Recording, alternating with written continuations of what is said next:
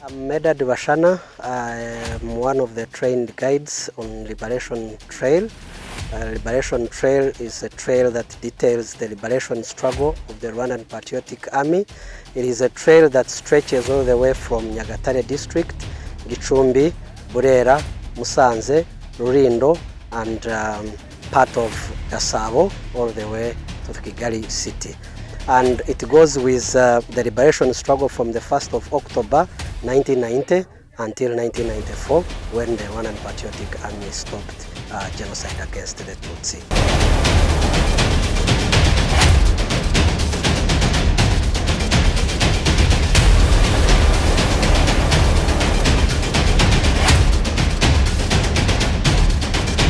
When people talk of the liberation struggle, they always ask themselves that how did all come about? And I do have to say that Rwanda, like any other country in Africa, during the scramble and partition of Africa, Rwanda was colonized, and at first it was colonized by the Germans and later inherited by the Belgians as a protectorate in 1924 under the League of Nations. And among the policies of the Belgians in ruling most of the African countries was divide and rule, and this is what they used here in Rwanda. And this later created and brought up gutandukanya abanyarwanda byanatugejeje ku bibazo byavutse muri iki gihugu cyacu muri 1959, aho most of the Rwandans, part of the Rwandans, Tutsi specifically, were chased, their homes burnt, and most of them killed in 1959, thus leaving their homeland to the neighboring countries as refugees, and most of them in Africa and the rest of the world.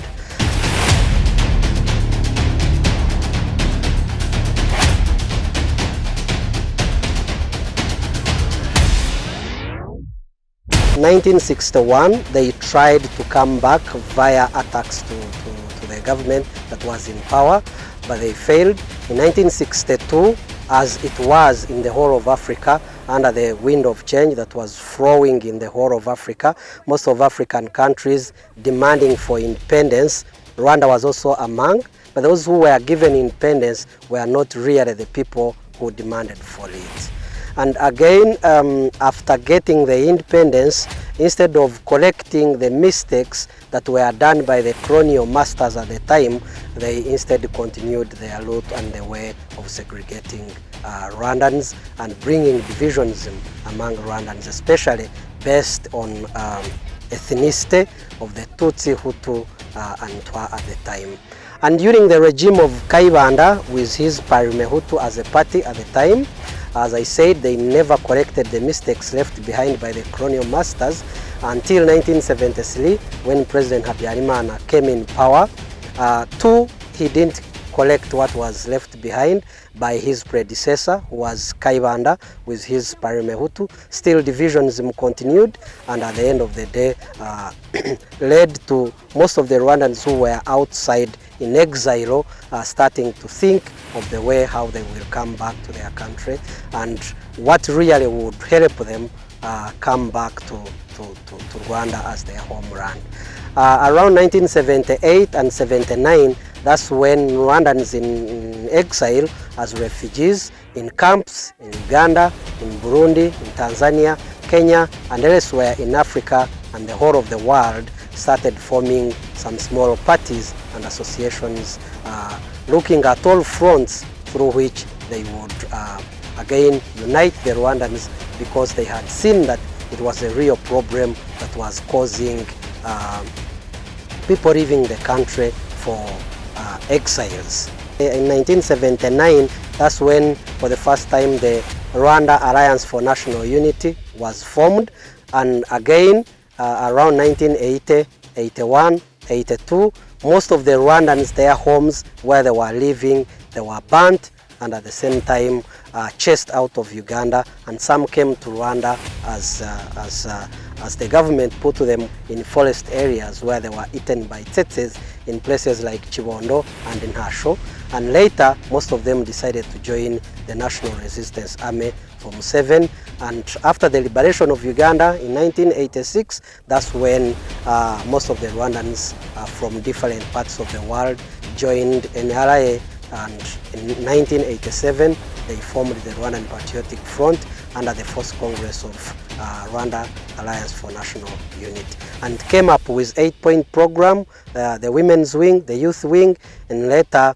said that they will try all fronts and sense to see if this problem will be solved diplomatically, and whenever failed, then they would try the Z option, which was picking up the arms and fighting the government of Rwanda.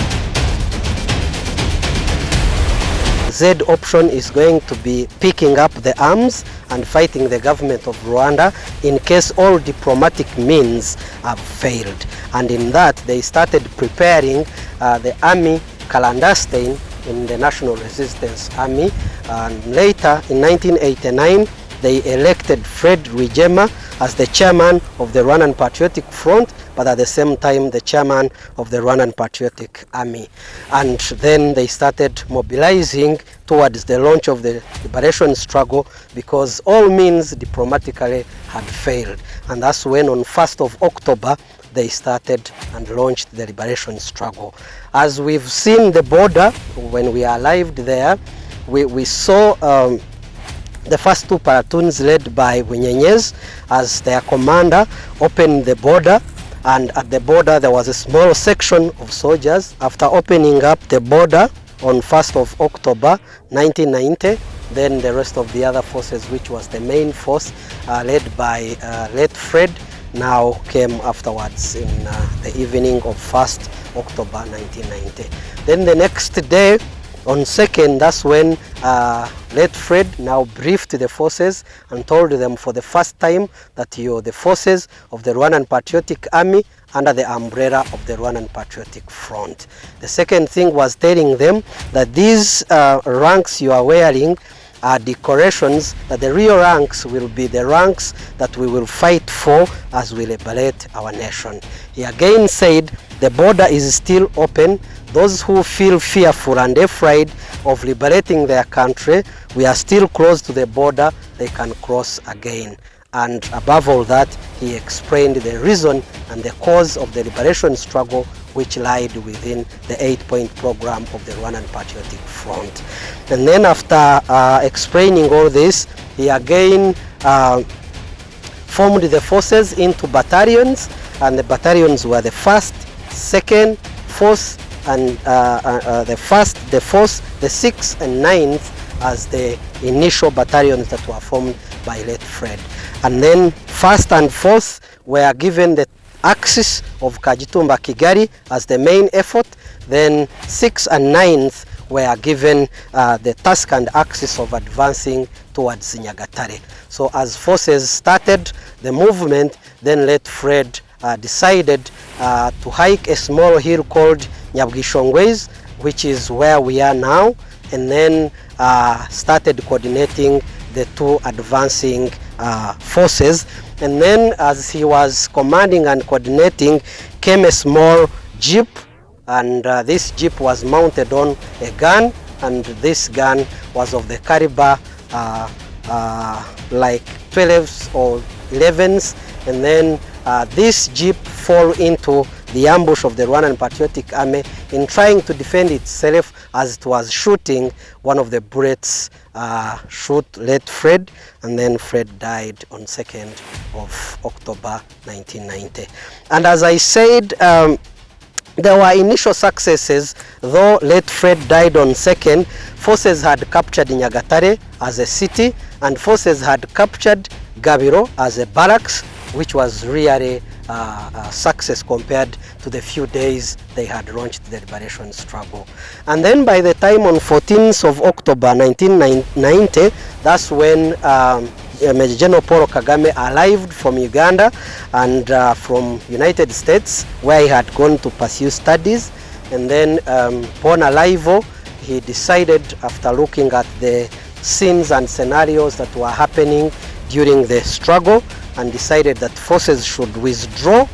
and then the forces that had advanced all the way to Gabiro and to Kabarore back to Ruata, and those in Nyagatare back to Namuhemure. And then as they were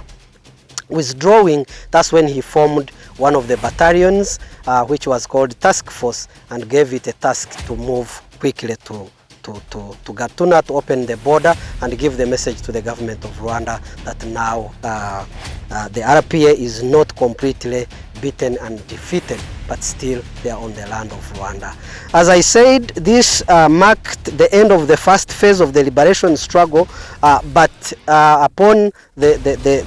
second phase, now the Rwandan Patriotic Army changed the tactics of fighting. They reorganized in the northern part of the country, in Virunga, and then started looking for a foothold where they would capture a small land and defend the enemy from bunkers and attacking them later after they lost their initiative. And this is what happened early 1991 by doing mobile warfare, attacking Akagera, attacking Byumba, Muvumba in Mutara and Ruhengeri, and then by late 91, that's when they dug in at a place called Muvumba, specifically in Tabagwe sector, and then defended the enemy from July 91 all the way to December 91. And after the exfil, or the forces armée rwandaises at the time in Zirabwoba, decided, actually lost the initiative of fighting RPA from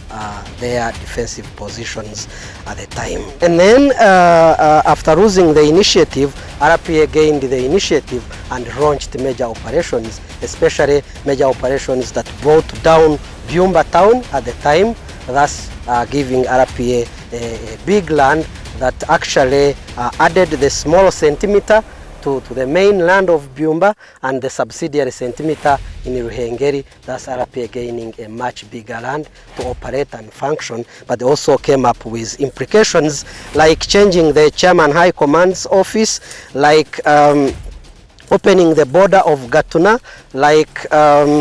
now RPA could have the part of Mutara, Byumba, and the part of Ruhengeri. So then later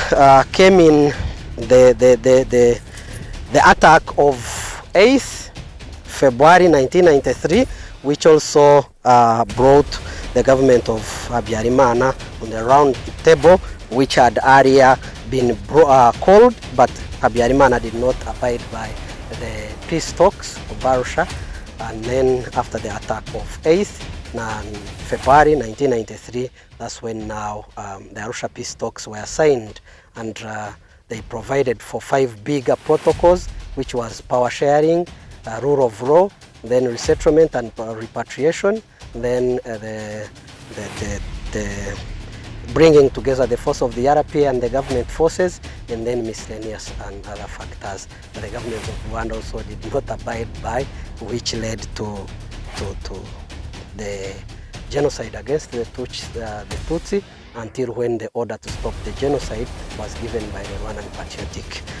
Army Chairman of High Command, Major General Paul Kagame, until 4th of July, when genocide was stopped, Kigali liberated, and genocide stopped all over the country. So this liberation trail details all these stories about the liberation struggle from 1st of October 1990 all the way to 1994, 4th of July, when genocide was stopped and liberation of the whole